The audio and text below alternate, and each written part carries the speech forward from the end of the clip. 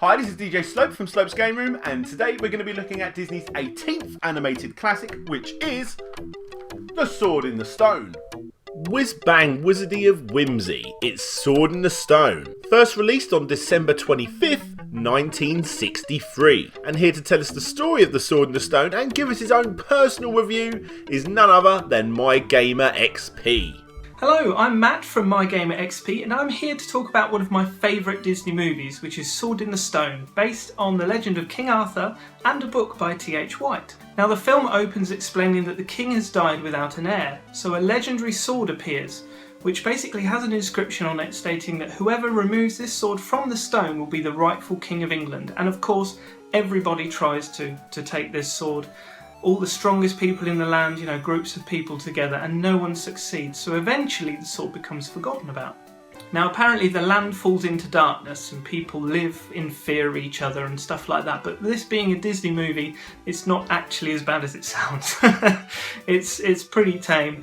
Everything just seems like normal old sort of medieval England, with some woods with a little wharf in it, and it's not that bad really.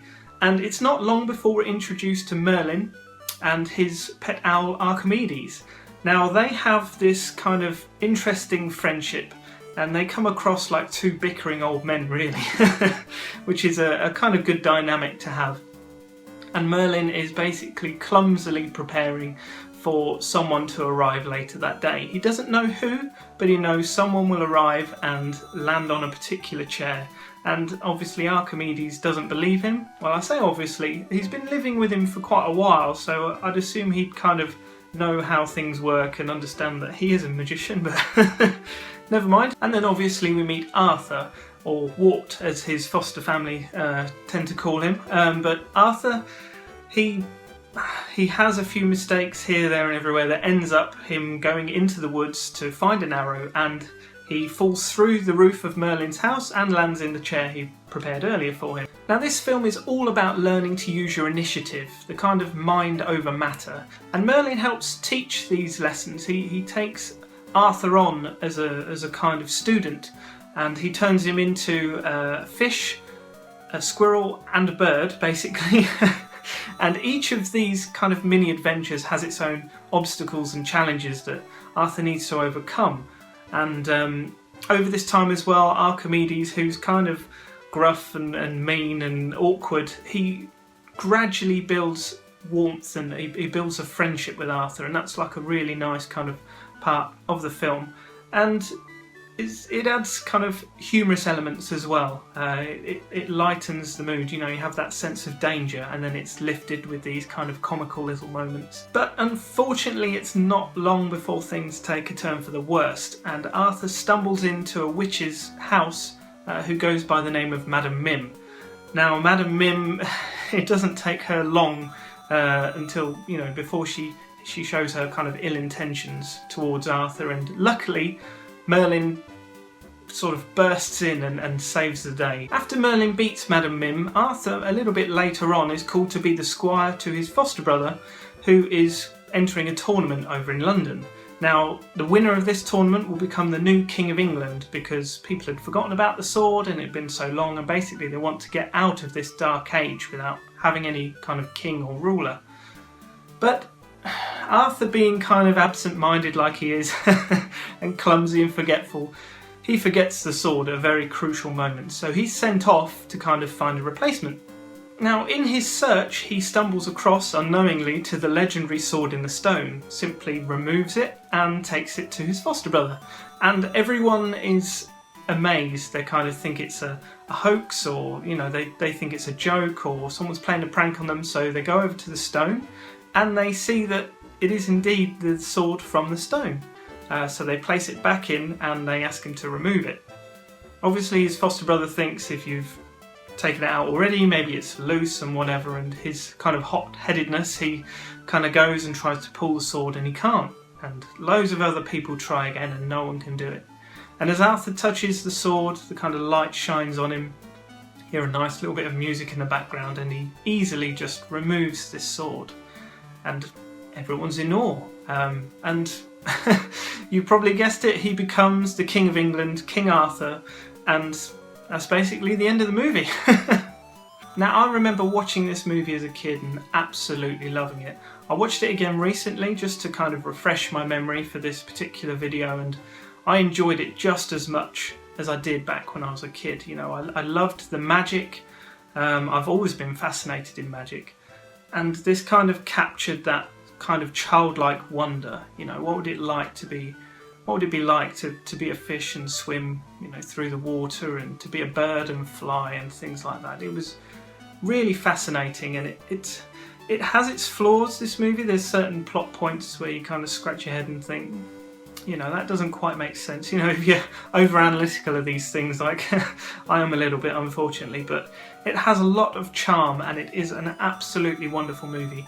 If you haven't seen it already, well, I don't know many people that haven't seen it, but if you haven't, obviously, kind of the ending is predictable, but you should watch it. I've tried to leave out quite a few bits so that if you watch it fresh, you will absolutely enjoy it. And if you've seen it already, give it another viewing. It's it's still as good as you remember, I assure you. So that's it from me. Thank you ever so much to Daniel, who let me be a part of this video and this project. Remember to check his other videos as well after watching this one, of course, and hit that subscribe button.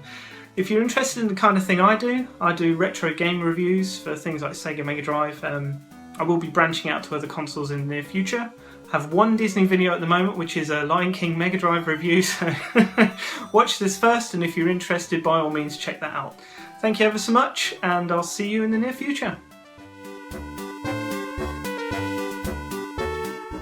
A huge thanks goes out to MyGamerXP, someone I've wanted to work with for quite some time, a great YouTuber that you should 100% check out.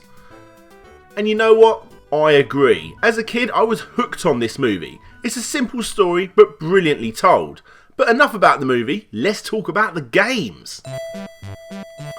Well, I'm sad to say this one is going to be quite short. There really isn't that much here to talk about. However, what is here is brilliant. So let's get to it.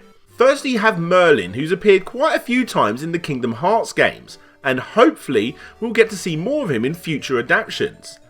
And then there's this tiny cameo in Disney Infinity, where you have this sword in the stone. What's cool about this is you can't pull out what is dubbed Wart's sword unless you're level 10 or above. How cool is that? But surely that can't be it, right?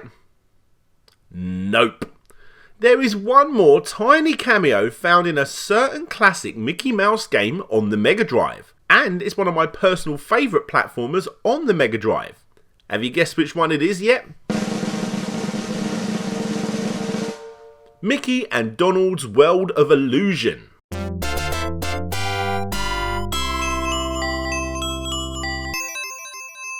One day on Slope's Game Room, I'm going to cover the entire Illusion series, aka the I Love Mickey Mouse series as it's known in Japan, because there are quite a few more games in that series than you'd expect, plus they're all pretty much great.